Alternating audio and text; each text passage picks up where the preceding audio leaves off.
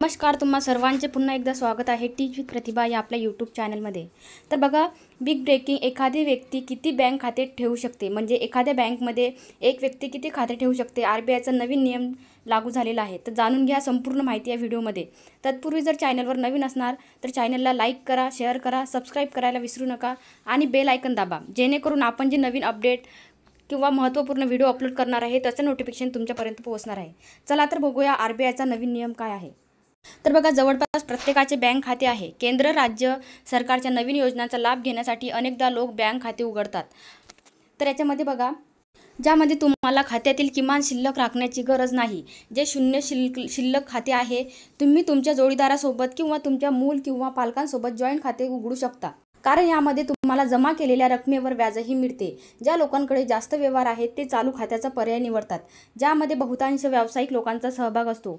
पगार खाते पगारदार लोकांसाठी आहे।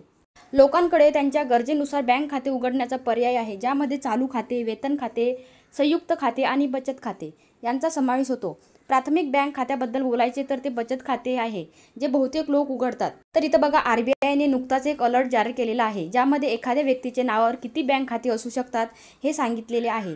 तुमच्या गरजेनुसार बँक खाते उघडा। तर इथे बघा, RBIने जारी केलेला हा नवीन नियम नक्की जाणून घ्या। आजच्या काळात जवळपास प्रत्येकाचे बँक खाते आहे। केंद्र आणि राज्य सरकारच्या अनेक योजनांचा लाभ घेण्यासाठी बँक खाते असणे हे आवश्यक आहे।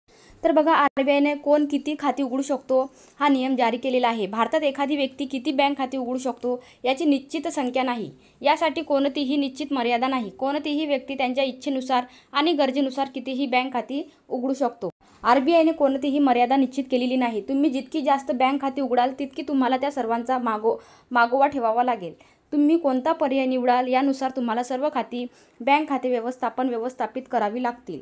आपण इच्छित असल्यास आपण वेगवेगळ्या बँकांमध्ये बचत किंवा इतर खाती देखील उघडू शकता, मात्र यासाठी तुम्हाला बँकिंगचे सर्व नियम पाळावे लागेल। तर बघा, अशा प्रकारे तुम्ही एखादी व्यक्ती कितीही बँक खाते उघडू शकते, त्याची काही लिमिट नाही। अशा प्रकारे RBIचा हा नवीन नियम आहे।